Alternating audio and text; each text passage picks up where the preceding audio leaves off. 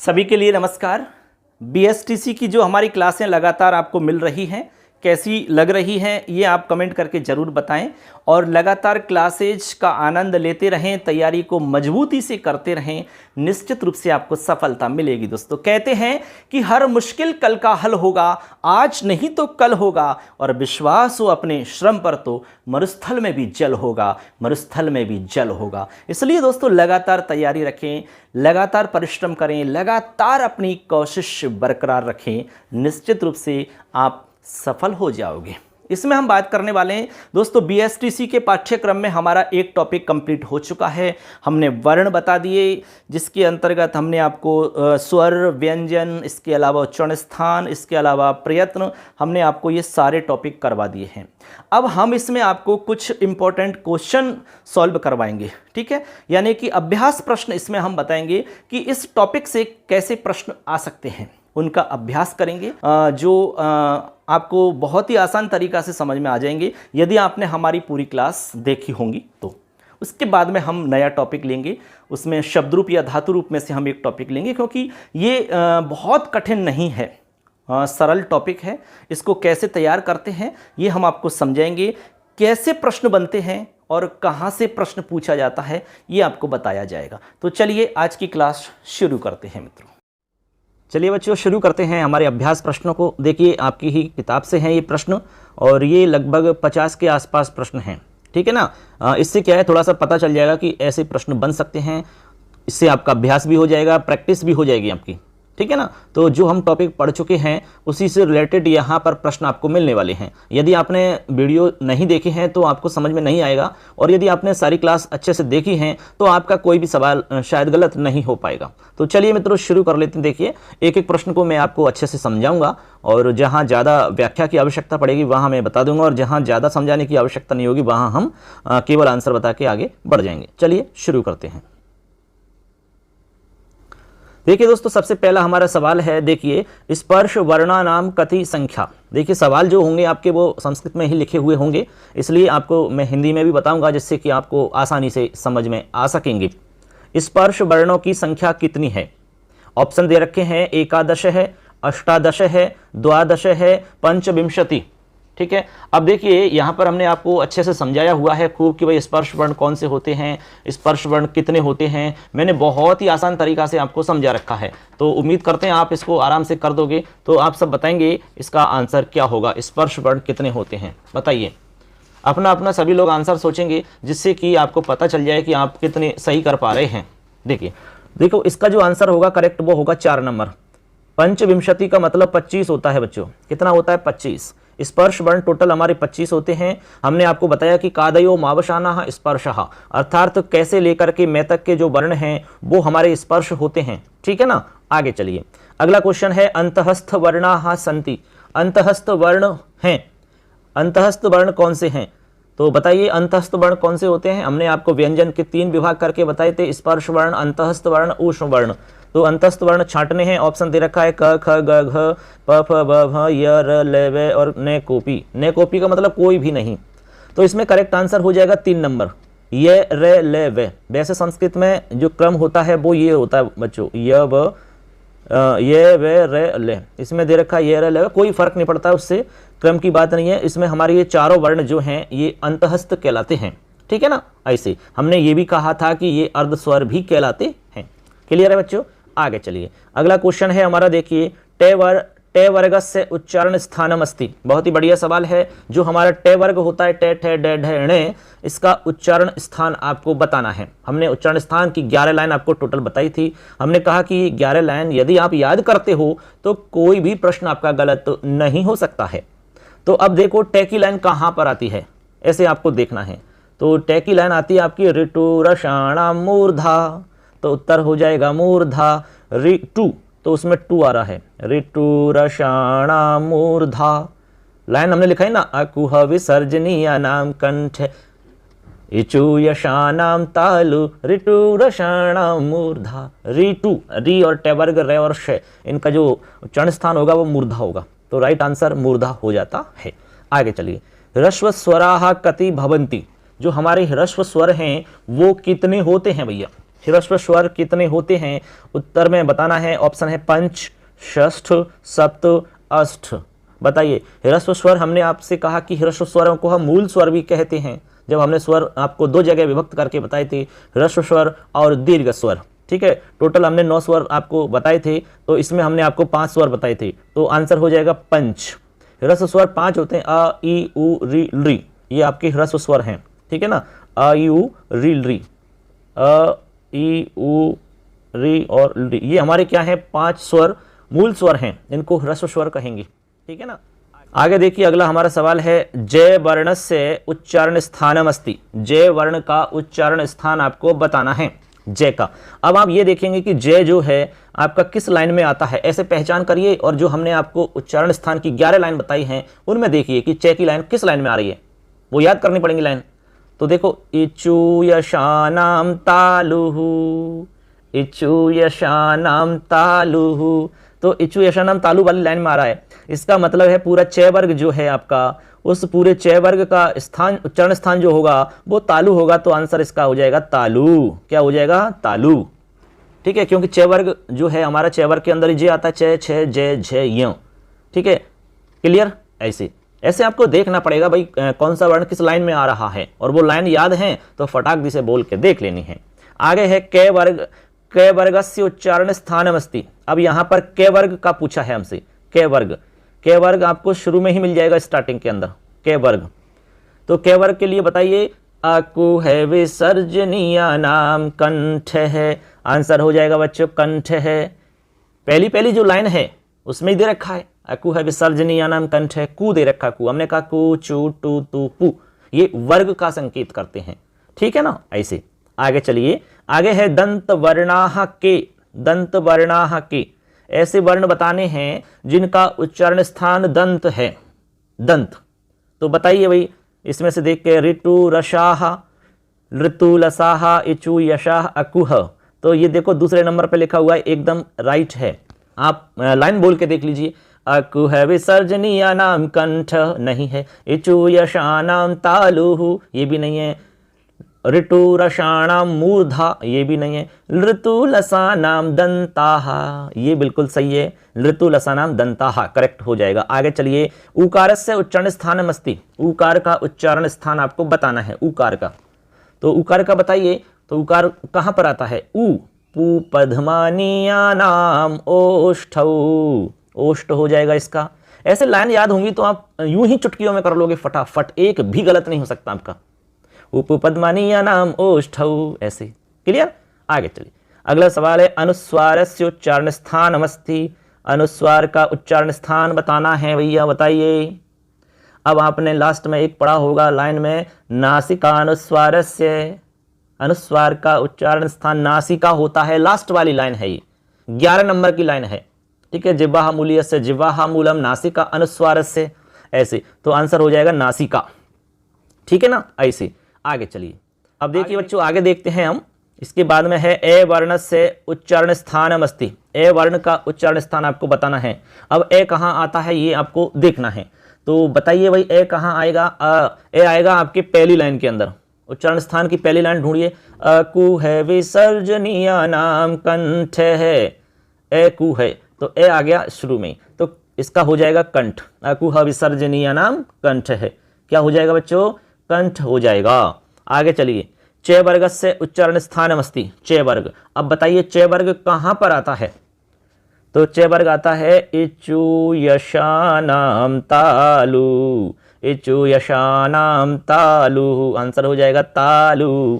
कितना बढ़िया मजा आ रहा है, देखो गाते गाते आराम से गीत हो रहा है और आपके अभ्यास प्रश्न भी हो रहे हैं। ऐसे आप लाइन याद कर लोगे ना तो मजाल है कि कोई सवाल गलत हो जाए आपसे यार, है ना। चलो आगे देखते हैं। ख वर्ण से उच्चारण स्थानमस्ति।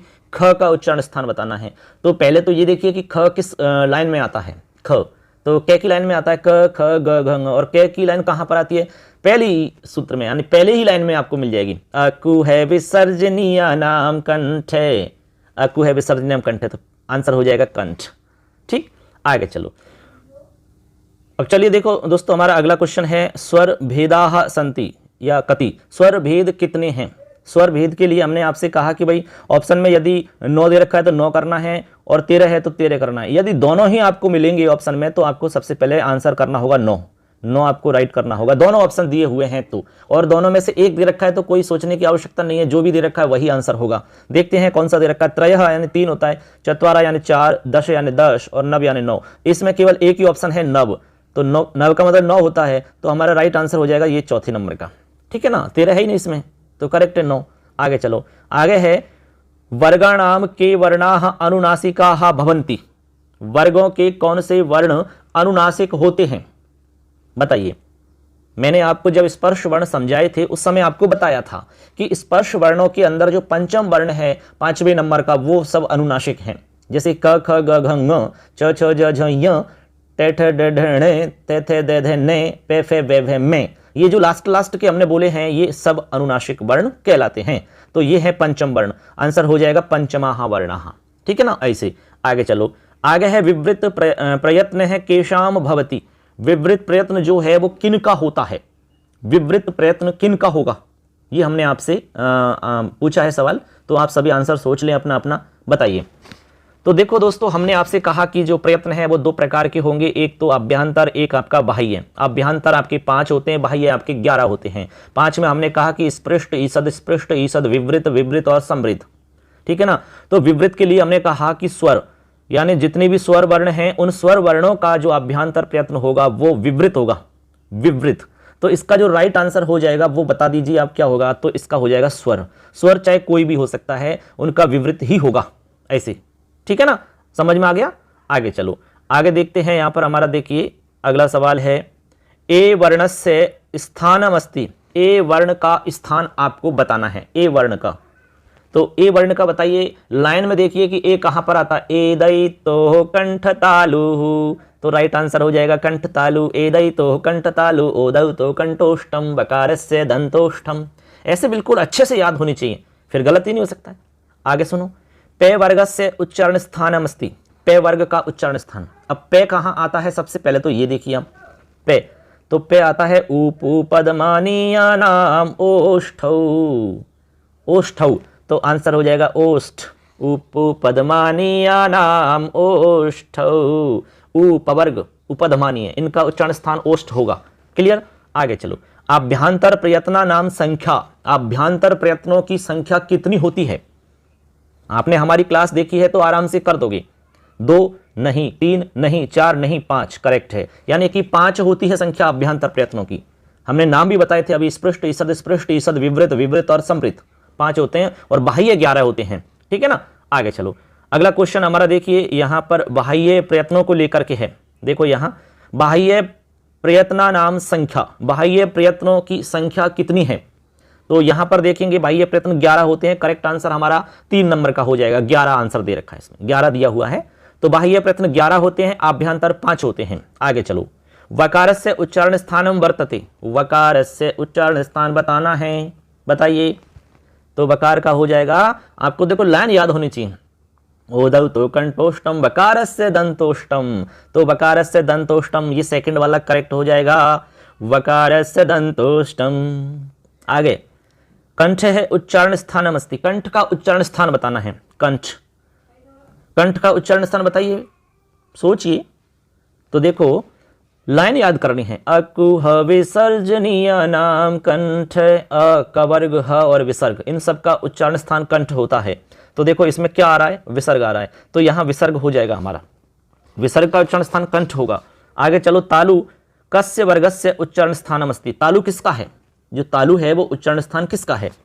तो लाइन देख लो बोल के, इचु यशानाम तालु, इचु यानी चवर्ग आ रहा है, तो चवर्ग हो जाएगा राइट आंसर। ऐसे आगे चलो, कति अनुनासिक वर्णाः। अनुनासिक वर्ण कितने हैं, अनुनासिक वर्ण कितने हैं। तो हमने कहा कि जो हमारी 5 लाइन है 5 वर्गों की, उन प्रत्येक लाइन में लास्ट वाला वर्ण अनुनासिक है। जैसे कवर्ग, चवर्ग, टवर्ग, तवर्ग, पवर्ग, सभी लाइनों में जो लास्ट का 5वें नंबर का है वो अनुनासिक है। तो 5 ही लाइन हैं, तो प्रत्येक लाइन में 1 है, तो आपके टोटल 5 हो गई। तो राइट आंसर हो जाएगा पंच, ये वाला हो जाएगा। ठीक है ना। आगे है स्पर्श वर्णाः सन्ति। स्पर्श वर्ण कितने हैं, वैसे ये प्रश्न आ चुका है, रिपीट हो गया है। तो स्पर्श वर्ण कितने होते हैं, 25 होते हैं। कितने होते हैं, 25। स्पर्श वर्णों की संख्या 25 होती है, ठीक है ना। आगे है ह कीदृशः वर्णः, जो है हमारा है वो कैसा वर्ण है बताइए। तो बताइए, है आपका स्वर है क्या? नहीं। प्लुत है क्या? नहीं। ऊष्म है क्या? बिल्कुल है साहब, है आपका ऊष्म वर्णों में आता है, क्योंकि ऊष्म वर्ण हमारे 4 हैं, श श स ह, तीनों तो से आ जाते हैं, और है वर्ण ऊष्म वर्णों में आता है। हमने कहा कि इनको जब बोलते हैं तो मुंह से गर्म हवा निकलती है, इसीलिए इनको ऊष्म वर्ण कहते हैं। लास्ट में देखो यहां नीचे नीचे ङकारस्य उच्चारण स्थानम विद्यते। ङ, अब ङ का बताना है। ङ सबसे पहले तो ये देखिए कि ङ आता कहां पर है। ये आता है क ख ग घ ङ, क की लाइन में आता है, क की लाइन में, ठीक है। अब जो हमने लाइन लिखाई है उनमें देखो कहां था, यम गणना नाम नासिका च, तो इसका मतलब है कि इनका उच्चारण स्थान नासिका तो होगा ही, साथ में जिस वर्ग का ये है उस वर्ग का जो उच्चारण स्थान है वो भी होगा। तो कहने का मतलब 2 उच्चारण स्थान होंगे, मैंने समझाया था अच्छे से। तो यहां पर हो जाएगा कंठ और नासिका, 3 वाला करेक्ट हो जाएगा, कंठ और नासिका। नासिका तो सभी में कॉमन होगा, और ङ जिस वर्ग से आया है उस वर्ग का क्या है, तो अकुह विसर्जनीय नाम कंठ, तो क वर्ग का कंठ होता है, और ये ङ आपका क वर्ग में आता है। तो पहले तो इसका कंठ होगा, फिर नासिका होगा अगले सूत्र के हिसाब से। तो ऐसे आंसर हो जाएगा। अब देखिए बच्चों, अगला प्रश्न है हमारा, री वर्णस्य उच्चारण स्थानम किम। री वर्ण का उच्चारण स्थान बताना है आपको। बहुत ही बढ़िया सवाल है। हमने कहा कि भाई लाइन याद कर लो आप, कोई सवाल गलत होने का सवाल ही नहीं होता है। तो ऋतु रसाणा मूर्धा, मूर्धा हो जाएगा क्योंकि लाइन याद है इसलिए। ऋतु रसाणा मूर्धा, लाइन याद नहीं होती तो रटते रहते, सोचते रहते, क्या होगा यार, क्या होगा यार। इसीलिए तो हमने कहा कि गाने की तरह याद करो उसको। गाने का गाना हो जाएगा और काम का काम हो जाएगा। आगे सुनो, प्रत्याहाराः कति सन्ति। प्रत्याहार कितने होते हैं? प्रत्याहार देखिए दोस्तों, प्रत्याहारों की संख्या आपकी 42 होती है। यहाँ आपको राइट आंसर 42 पे लगाना है। जो हमारे माहेश्वर सूत्र है उनके आधार पे 42 होती है। वैसे सिद्धांत कौमुदी में 44 का हम प्रयोग करते हैं, यानी प्रयोग के हिसाब से 44 होते हैं। बट यहाँ पर एकदम सीधा सिंपल सा क्वेश्चन है कि प्रत्याहार कति सन्ति, तो यहाँ 42 पे आपको टिक करना होगा, 42, ठीक है ना। ऐसे आगे चलो, आगे है णकारस्य उच्चारण स्थानम किमस्ति। णकार का उच्चारण स्थान आपको बताना है, णकार का। तो नकार कहां पर आता है ऐसे आपको इसमें बताना होगा। तो नकार आता है ट ठ ड ढ ण, ट की लाइन में आता है। तो ट की लाइन के हिसाब से देखिए आप, यम गण ना नाम नासिका च, तो नासिका तो कॉमन है सभी का, और ये ट की लाइन में है। तो ट वर्ग का क्या होता है, ऋतु रसाणा मूर्धा, ऋतु रसाणा मूर्धा, मूर्धा आ रहा है। तो इसका मतलब मूर्धा और नासिका आंसर हो जाएगा इसका। मूर्धा, नासिका तो कॉमन है ही, और मूर्धा और हो जाएगा। तो मूर्धा और नासिका दोनों इसके मतलब आंसर में आएंगे। आगे चलो, स्वरितः किमुच्यते। स्वरित किसे कहेंगे? स्वरित बताओ, स्वरितः किमुच्यते किसको कहेंगे? स्वरित, स्वरित ए। तो यहां पर राइट आंसर होगा ए, स्वरित है। स्वरित, स्वरित का मतलब जानते हैं आप? देखो हमने कहा कि उदात्त अनुदात्त व स्वरित। हमने कहा कि जो बाह्य प्रयत्न है उनमें हमने लास्ट में 3 नाम बताए थे। 11 होते हैं टोटल बाह्य प्रयत्न। लास्ट में हमने कहा कि उदात्त अनुदात्त और स्वरित 3 हैं, और ये तीनों बाह्य प्रयत्न जो हैं ये स्वरों के होते हैं, स्वर। तो इनमें देखो स्वर ए हमारा है यहाँ पर, और बाकी तो व्यंजन है, तो ये तो होंगे नहीं, ठीक है ना। ऐसे आप समझ सकते हैं। आगे चलिए, आगे हमारा क्वेश्चन है, देखो आपके अभ्यास के हिसाब से बहुत बढ़िया प्रश्न दिए हुए हैं। इनसे क्या है, आपका अभ्यास हो जाएगा, आपने अच्छे से समझा या नहीं समझा। आगे, मुख नासिकयोः साहचर्य कुत्र दृश्यते। मुख और नासिका का साहचर्य कहाँ पर दिखाई देता है बताओ। तो ये देता है उपदमानीय में नहीं, अनुनासिक में करेक्ट। अनुनासिक वर्ण के समय मुख और नासिका की हम साहचर्य की स्थिति देखते हैं। मतलब अनुनासिक वर्णों को बोलने के लिए मुख और नासिका की हम सहायता लेते हैं, साहचर्य होता है वहां पर, ऐसा आप समझें इसको। आगे चलिए दोस्तों, अगला क्वेश्चन है हमारा, देखो क ख किमुच्यते। अब वैसे थोड़ा सा मिस्टेक कर दी उन्होंने, जो क है हमारा क से पहले ऐसे अर्धविसर्ग लगेगा ऐसे, और फिर आपका ख से पहले लगेगा ऐसे। ये पूछ रहे हैं कि ये वर्ण क्या है। तो हमने कहा कि ये क और ख से पहले यदि आधे विसर्ग लग जाएं तो उसका नाम जिह्वा मूल्य होता है। क्या होता है उसका नाम? जिह्वा मूल्य होता है। तो यहाँ राइट आंसर हमारा जिह्वा मूल्य हो जाएगा, ठीक है। और यही यदि चिन्ह आपके पे और फे से पहले होते तो उसका नाम उपदमानीय होता। आगे चलो, औ वर्ण से उच्चारण स्थानम किम। औ वर्ण जो है हमारा उसका उच्चारण स्थान आपको बताना है, बताओ। तो ओदौ तो कंठोष्टम, एदई तो कंठतालु, ओदौ तो कंठोष्टम, ऐसे आपको बताया था। वकार से दंतोष्टम, बताया कि नहीं बताया? तो ओदौ तो कंठोष्टम आएगा, ओदौ तो कंठोष्टम। तो यहां हो जाएगा आपका कंठोष्ठ, कहां दे रखा है? लास्ट में, कंठोष्ठम। ये आपका लास्ट वाला जो दिया हुआ है कंठोष्ठ है, ये लिखने में थोड़ा मिस्टेक है, कंठ और ओष्ठ है ये। आगे चलो, अब देखो अगला क्वेश्चन है हमारा, थे वर्ण से उच्चारण स्थानम भवति। थे वर्ण का उच्चारण स्थान होता है, क्या होता है? तो सबसे पहले देखो थे आता है किसमें? तय की लाइन में आता है। तो तय की लाइन देखो किस लाइन में आ रही है? ऋतुलसानाम दंताहा, तो दंताहा तो करेक्ट हो जाएगा आपका एक वाला, यानी दंताहा इसका राइट हो जाएगा। आगे चलो, ऊष्माणः के ऊष्म वर्ण कौन से हैं? तो हमने कहा कि भाई ऊष्म वर्ण आपके 4 होते हैं, तीनों तो श और एक है, तो ये लास्ट तीसरा वाला ऑप्शन करेक्ट होगा, श श श और है। ठीक है ना, हमने कहा ना कि इनको बोलते समय गर्म हवा निकलती है और तीनों श और है ये शामिल होते हैं ऊष्म वर्णों में। ठीक है, आगे चलो, अगला है ईषद विवृतम भवति। ईषद विवृत होता है, ईषद विवृत किन वर्णों का होगा बताइए? ईषद विवृतम ऊष्माणाम, ऊष्म वर्णों का। जो हमारे ऊष्म वर्ण हैं श श स और ह, ये 4 हमारे ऊष्म वर्ण हैं। ठीक है, इनका जो हमारा अभ्यंतर प्रयत्न होगा वो क्या होगा? ईषद विवृत।